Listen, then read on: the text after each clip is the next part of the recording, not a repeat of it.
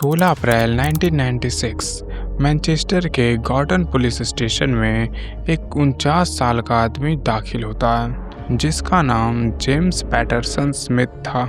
ये बहुत ही ज़्यादा काम इंसान था। ये पुलिस से कहता है कि मेरी गर्लफ्रेंड बाथटब में डूब गई है, शायद ये कोई एक्सीडेंट है। पुलिस को लगा कि ये एक सिंपल ड्राइनिंग केस होगा, लेकिन जब वो उनके घर पर पहुंचे तो उनकी आंखों के सामने जो नज़ारा था उसने 15-20 साल की सीजन डिटेक्टिव की रूह कांप दी। उन्हें एक 17 साल की लड़की जिसका नाम कैली एने बेट्स है उसकी बॉडी मिली, जिस पर कि 1 या 2 नहीं बल्कि 150 से ज़्यादा जख्म थे। उसे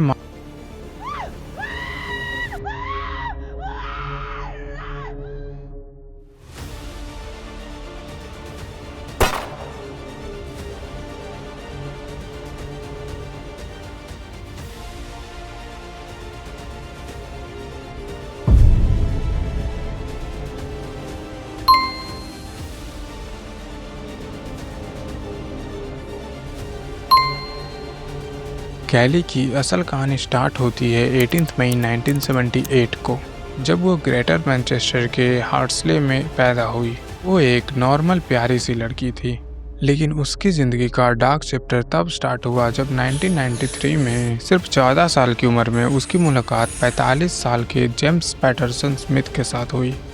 स्मिथ ने कैली को तब देखा जब वो उसकी बेबी सिटिंग कर रहे थे।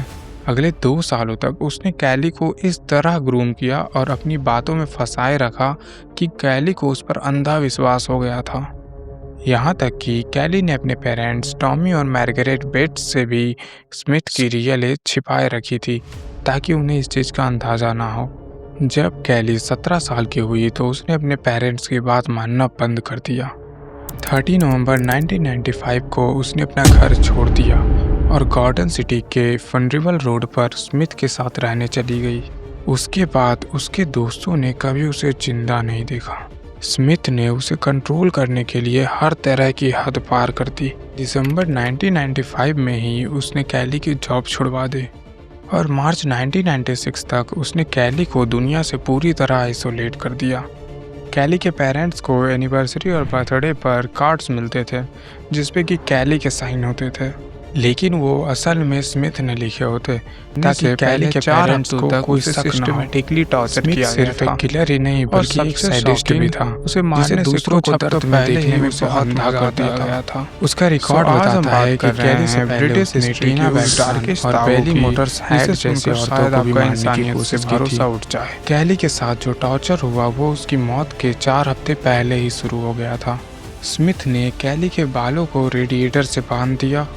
पैथोलॉजिस्ट विलियम लॉलर, जिन्होंने 600 से ज़्यादा बॉडीज़ को पोस्टमार्टम किया है, उन्होंने बताया है कि कैली के शरीर पर 150 से ज़्यादा जख्म उनके पूरे करियर में सबसे भयानक जख्म थे। कैली को हफ्तों तक भूखा रखा गया था, जिससे कि उसका वजन 20 केजी तक घट गया था। स्मिथ ने उसके ऊपर चाकू, फॉर्क और गार्डन सीयर से भी हमला किया था। सबसे ज़्यादा दिल दहला देने वाली बात यह है कि मौत से लगभग 3 हफ्ते पहले स्मिथ ने कैली के दोनों आँख निकाल लिए थे।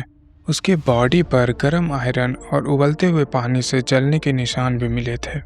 आखिरकार 16 अप्रैल 1996 को कैली को बुरी तरह से मारने के बाद स्मिथ ने उसे बाथटब में डुबाकर